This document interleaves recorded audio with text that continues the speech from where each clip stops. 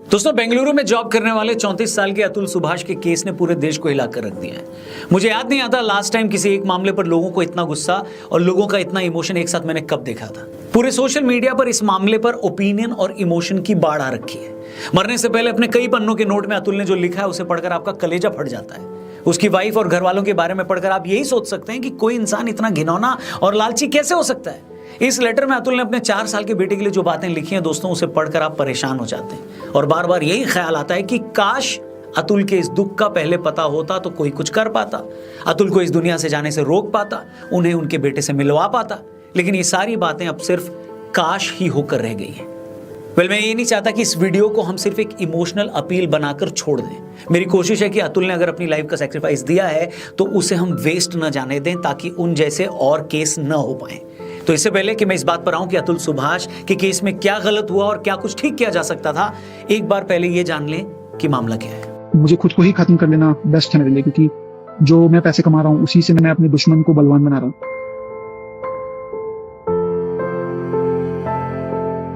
आपको बता दें, मूल रूप से बिहार के रहने वाले अतुल सुभाष बेंगलुरु में as an AI engineer job कर रहे थे। खुद अतुल ने अपने आखिरी नोट में बताया कि उन्होंने 2019 में एक मैट्रिमोनी साइट से मैच मिलने के बाद निकिता सिंघानिया से शादी की थी। शादी के अगले ही साल 2020 में उन्हें एक बेटा हुआ। अतुल ने अपने नोट में लिखा है कि उनकी पत्नी हर पूजा या शादी पर 6 साड़ियां और एक गोल्ड सेट की डिमांड करती थी।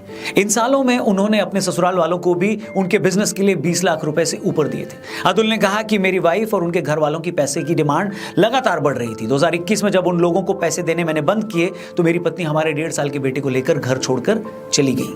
अतुल ने इसके बाद जब अपनी पत्नी से तलाक मांगा तो उसकी वाइफ ने दहेज समेत अलग अलग सेक्शन में अतुल पर 9 केस दर्ज करा दिए। अतुल की वाइफ ने जानबूझकर उन्हें परेशान करने के लिए सारे केस यूपी के जौनपुर में दर्ज करा दिए, जबकि वो खुद भी जौनपुर में नहीं रहती थी। अतुल को पिछले 2 सालों में 50 बार से ज्यादा बार जौनपुर आना पड़ा। पहले उनकी पत्नी ने अतुल से उनके बच्चे के लिए 40,000 के मेंटेनेंस की डिमांड की और अपने लिए 1 करोड़ रुपए हर्जाना मांगा। जब अतुल 40,000 देने के लिए रेडी हो गए तो अतुल की बीवी ने हर्जाने की रकम बढ़ाकर 3 करोड़ कर दी। अतुल ने इस बात की शिकायत जब जज से की तो जज ने उल्टा अतुल को कहा कि तुम्हारे पास इतने पैसे होंगे तभी तो वो मांग रही है। मगर अब मैं जो आपको बताने जा रहा हूं उसे सुनकर आपके होश उड़ जाएंगे। अतुल ने कोर्ट में जज को जब यह बताया कि एनसीआरबी का डेटा बताता है कि दहेज के झूठे केसों के चलते कितने ही मर्द हर साल सुसाइड करते हैं, तो अतुल की बीवी या सास ने कहा कि ऐसा है तो तुम क्यों नहीं सुसाइड कर लेते। आखिरी सुनवाई के वक्त जब अतुल जौनपुर गए तो उन्हें देखकर उनकी सास ने कहा कि अरे तुम अभी जिंदा कैसे हो, हमें तो लगा कि तुमने सुसाइड कर ली होगी। इस पर अतुल सुभाष का जवाब था कि अगर मैं मर गया तो तुम्हारी पार्टी कैसे चलेगी। इस पर अतुल की सास ने कहा कि वो तो फिर भी चलेगी, तुम मर गए तो तुम्हारी प्रॉपर्टी तुम्हारी बीवी के नाम हो जाएगी, तुम्हारे माँ बाप के मरने के बाद उनकी प्रॉपर्टी भी तुम्हारी बीवी के ही नाम होगी, तुम्हारा खानदान सारी जिंदगी कोर्ट के चक्कर काटेगा। अतुल ने जज पर भी इल्जाम लगाया कि उन्होंने भी मुझसे 5 लाख रुपए की डिमांड की थी और जब मैंने वो पैसे नहीं दिए तो उन्होंने मेरी सुनवाई नहीं की। अपनी वाइफ के इसी टॉर्चर, पुलिस की मिली भगत और एक कथित करप्ट जज के चलते अतुल सुभाष ने 9 दिसंबर की रात अपनी जान दे दी। अपनी जान देने से पहले उन्होंने 40 पन्नों का एक नोट लिखा और 1-1.5 घंटे का वीडियो भी रिकॉर्ड किया। अतुल इस सिस्टम से इतने नाराज थे कि उन्होंने अपने नोट में यह तक लिख दिया कि मेरी अस्थियों को तब तक ना बहाया जाए जब तक कि मुझे इंसाफ नहीं मिल जाता, और अगर मुझे इंसाफ न मिल सके तो मेरी अस्थियों को कोर्ट के बाहर किसी गटर में बहा दिया जाए।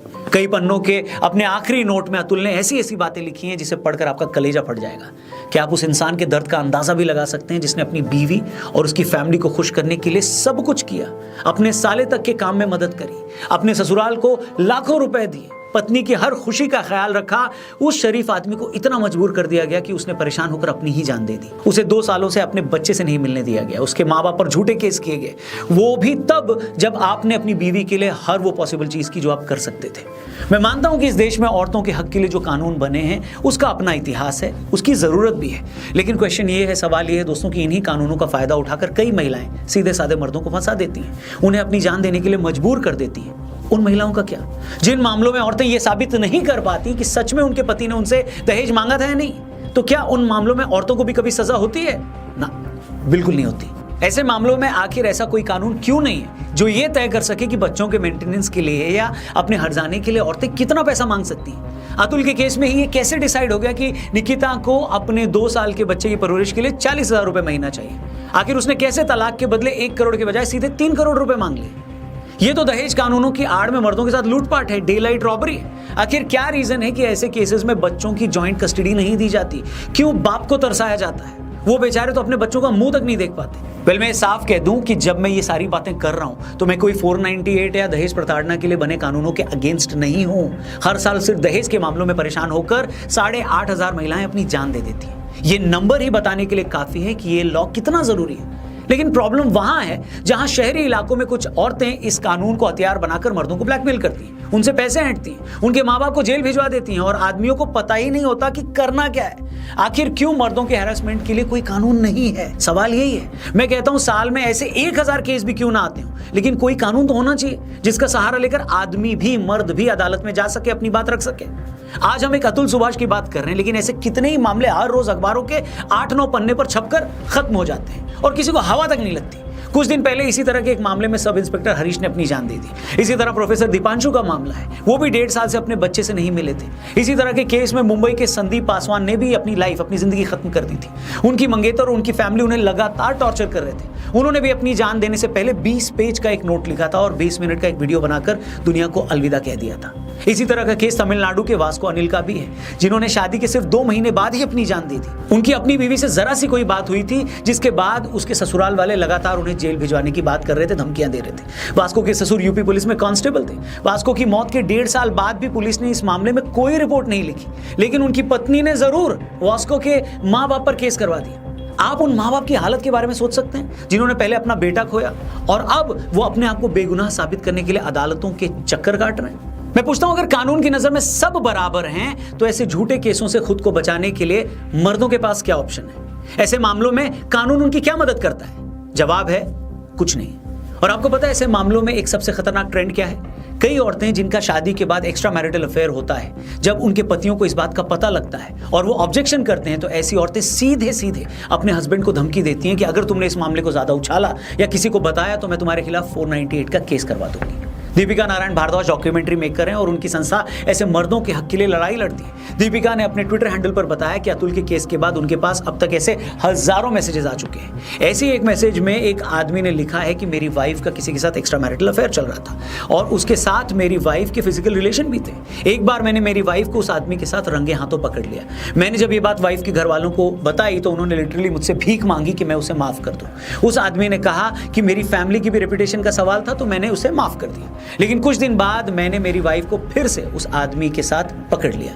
इस बार जब मैंने उनकी फैमिली से शिकायत की तो मेरे ससुर जी ने कहा कि फिर क्या हो गया, एडजस्ट कर लो। इसके बाद मैं तलाक लेने कोर्ट गया तो मेरी वाइफ ने मुझ पर 9 झूठे केस करवा दिए और आज मेरी जिंदगी नर्क हो रखी है। अब क्या कोई कानून का एक्सपर्ट मुझे बताएगा कि ऐसे मामलों में एक मर्द करे तो करे क्या? एक तो उसके साथ धोखा हो रहा है, उसका भरोसा तोड़ा गया और सामने वाले ने जब इसकी शिकायत करी तो उल्टा उस पर ही केस कर दिया गया। मतलब जैसे लॉज हैं उसमें आदमी अपनी बीवी का धोखा भी सहे और उस पर ऑब्जेक्ट करे तो उल्टा उस पर ही केस कर दिया जाए। ये किस तरह की सोसाइटी बना रहे हैं? मैं फिर कह रहा हूं कि ऐसा नहीं है कि औरतें धोखा देती हैं तो आदमी नहीं देते, आदमी उससे कहीं ज्यादा देते हैं। औरतें अगर दहेज के झूठे मामले दर्ज करवाती हैं तो औरतों के साथ दहेज के लिए होने वाले सच्चे मामले भी लाखों में हैं और ऐसे ही मामलों में औरतों को ताकत देने के लिए 498 जैसे कानून भी बने। लेकिन फिर सवाल यही आता है कि अगर औरत भी आदमी की तरह चालाक है, धोखेबाज है, लालची है, तो ऐसे मामलों में यही कानून आदमी को यानी मर्द को क्या ताकत देता है? इसका जवाब है कुछ नहीं। हमारे साथ प्रॉब्लम यह है कि जब भी हम औरतों के साथ जुड़े किसी एक मुद्दे की बात करते हैं तो हम ये मानने को तैयार ही नहीं होते कि मर्द भी तो विक्टिम हो सकता है। जैसे कुछ साल पहले जब पूरी दुनिया में मी टू मूवमेंट चला तो दुनिया भर के मर्दों को नेम शेम किया गया। सालों बाद औरतों ने आगे आकर बताया कि कैसे कैसे किस किस आदमी ने उन्हें कब कब टॉर्चर किया, उसका शारीरिक शोषण किया। मुझे लगता है कि ये मूवमेंट सही था। इससे बहुत सारे मर्दों के मन में डर भी आया कि हमने भी कोई गलती की तो हमारी भी ऐसे ही बदनामी हो सकती है। लेकिन मेरा एक सवाल है दोस्तों, अगर कुछ औरतों को आगे बढ़ाने के लिए मर्दों ने उनसे कुछ फेवर मांगे और कुछ औरतों ने ऐसा करने से मना कर दिया, अगर ये एक रियलिटी है तो एक रियलिटी ये भी है कि न जाने ऐसी कितनी महिलाएं भी हैं जो अपने औरत होने का फायदा उठाकर दफ्तरों में, ऑर्गेनाइजेशंस में आगे बढ़ जाती हैं। क्या आपके ऑफिस में ऐसी कोई लड़की नहीं है? और क्या इन लोगों की वजह से जेन्युइन एम्प्लॉइज को नुकसान नहीं होता? फिर चाहे वो कोई लड़का हो या लड़की क्यों ना हो।